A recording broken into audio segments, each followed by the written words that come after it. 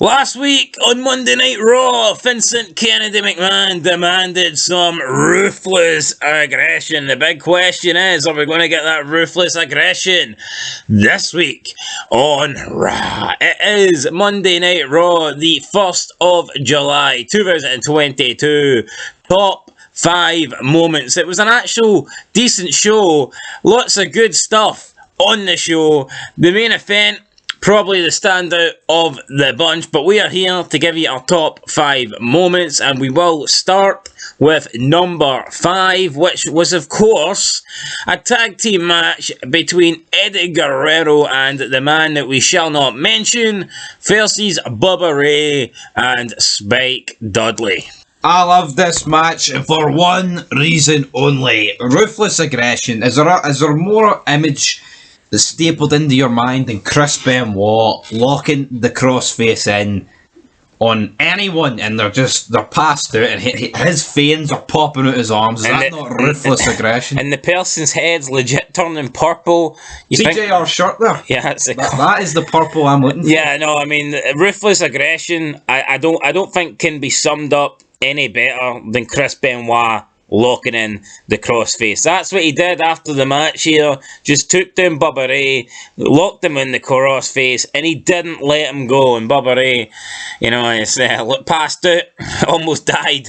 So yeah, Bubba Ray can sell. Benoit, almost a murderer 5 years earlier. But this is our number 5 moment.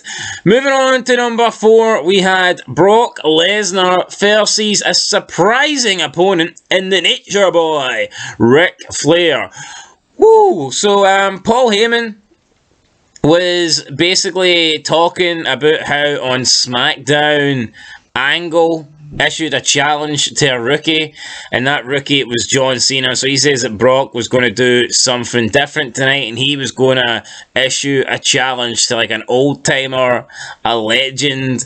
I get what Heyman was going for, but to me it kind of came across as, yeah, Brock's going to challenge someone who's past it. And done, and he's weak. He can't beat anybody that's in their prime. He's going to go for. In fairness, at least we got old Ric Flair, who currently wrestles. We could have got like a Sergeant Slaughter, and Brock would have destroyed him. Or King. And I tell you what, this was probably Ric Flair's best match since he returned. Easily, I'd say his best performance since he returned. He was easily. I don't know, he was moving better, and he looked. I'm not going to say he looked like the Ric Flair of old, but I mean, when Ric Flair came out, I thought this match was going to suck. I'll tell you what, if Flair was sloppy and sandbagging, Brock probably would have snapped him in two. So, but no, he had to be on his A game. I thought Ric Flair performed pretty well. Dirtiest player in the game, hit his chops, hit his low blows, but he still couldn't beat Brock Lesnar, and Brock Lesnar won with the F5. So yeah, this was Brock Lesnar's own challenge. I didn't really get the challenge aspect of it. Again, Angle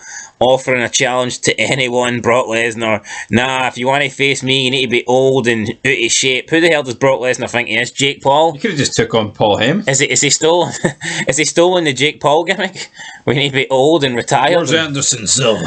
Anyway, that was number 4 for us. Moving on to number 3, it was the Goldust segment backstage with the NWO. Goldust confronts Big Show. Obviously, he's dressed in his Star Wars Darth Vader costume. Come on, you know that. Goldust is like, Big Show's not happy that he called him a show-opotamus last week, and that he said he smelled of a kangaroo anus. But Goldust is like, I'm here to talk about your father. Big Show's like, don't you know my father's dead? And Goldust is like, no, Big Show. He takes his mask off. I am your father. And he hits him over the head with his lightsaber, which was funny. And then Goldust turns around, he walks straight into big sexy Kevin Nash. I'm your daddy. Kevin Nash, yeah, I'm your daddy. And then hits him with I'm going to be honest, a pretty fake looking punch here.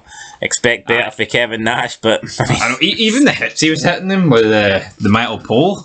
Maybe Kevin Nash's check bounced this week, and he's like, "Fuck it, I'm break his foot. You are going to work sloppy." So yeah, sloppy Joe. Anyway, that's what happened here.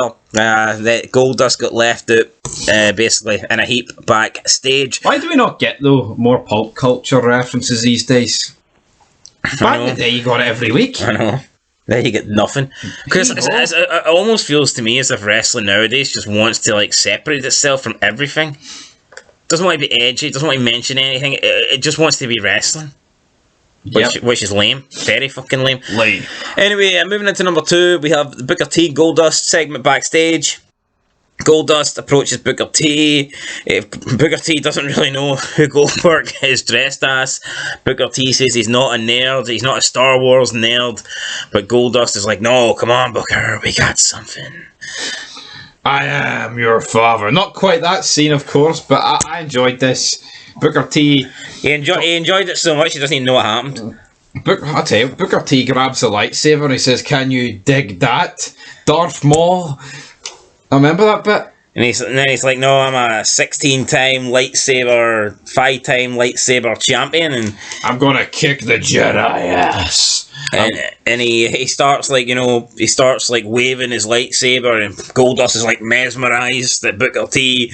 And then like Booker T, when he's finished waving it, he's like, can you dig that, sucker? Then he deflates the lightsaber and gives it to Goldust and walks off, and then Goldust is standing there with like a wee 2-inch lightsaber. Goldust has the Force. Look, the Force with Goldust, that was like another wee reference there, which I thought was cool, or maybe I'm just imagining that, but that's kind of what I got for it. Booker T's playing with the lightsaber, and it's a big fucking massive erect lightsaber, and then when he gives it to Goldust, it's like deflated. Ah, yeah, that's exactly what they're going anyway, for. Thought it was funny. I tell you what, I think Booker T and Goldust are definitely up there for like the best act of 2002. Easily, and when we do our list at the end of the year, I feel like those two will be there. I mean, every single week, man, they're giving you really good comedy segments. It's all home runs. There's no... Yeah, there's not... Don't get me wrong, there's ones that are a lot better than others, but I've yet to see a segment between these two, and I'm thinking, oh, no, it wasn't that good. Yeah. You know what I mean? There's stuff that's like good and okay, and then there's great stuff, but there's nothing yet that's like bad. And when you compare this to current wrestling, where every bloody thing is bad, then it just shows you like how hard it is to actually consistently deliver good stuff. But that's what these two do. Great tag team, underrated tag team, and if you haven't seen some of the comedy skits between these two, then you are missing out. But moving on, and I'm sure everyone has seen this one time, maybe 2 times, once in your life, you've definitely seen this. 5 times. Booker T watched it 5 times. It was the ladder match for the Undisputed Championship, Taker versus Jeff Hardy. And again, this match was more about selling. This match was more about storytelling than it was, let's have a ladder match with a lot of high spots and a lot of this and a lot of that. I mean, this match was... honestly, man, the Young Bucks could only dream of having a match like this. I mean, this was like great from Not Jeff only did and these Taker. two make the match, it's JR. He's selling Jeff climbing up the ladder. He's selling Taker on the floor. Oh, he's gonna do it. Taker's down. And it's so. And he's watching you. Oh, Jeremy Buck. He's did a hilarious. He's up. Oh, he's done a 450 splash. What do you mean he's broke his neck? He's up after 3 seconds, brother. Yeah, and even like the lead up to the match as well, it was built pretty well. You'd segments with Jeff Hardy and the Hardys and Lita, and you'd Taker in McMahon's office, and McMahon was doubting if Taker could do it because this is Jeff's element. So I mean, it wasn't like they just said right ladder match and then went straight into it. It's like the whole show was kind of built around this, and it paid off. Now, I mean, like I said, was it in terms of like spots, big moments? Was it like the greatest ladder match of all time? No. It wasn't, but like I said, the storytelling was on point. It was brilliant, and like you actually got to a point where I think you believed that Jeff was going to win. Yeah, no, you did. He was climbing up a few times. They did a good angle. You can't really see Taker. And then all of a sudden, bang, choke slam, good night. Taker wins. Taker, you can't beat me. I'll be back. Jeff gets up. Taker doesn't like this, so he gets back in the ring, puts him down. Taker gets up to the top of the ramp on his bike, celebrates, and then Jeff starts screaming. His voice broke. He's like, Taker! Mark Calloway! Taker! You're gonna have to kill me! What do you mean, bro? He's gonna kill himself, do you? And I mean, Jeff's just lucky there wasn't a 20-foot Hell in a Cell here to get thrown off. Taker comes back down. You think he's going to beat up Jeff, but instead he helps Jeff up. He raises Jeff's arm, and then he lets go of Jeff's arm, and Jeff just falls to the mat like a heap of shit. And then Taker walks off having earned, he's Jeff Hardy has earned his respect. So, yeah, just really great main event.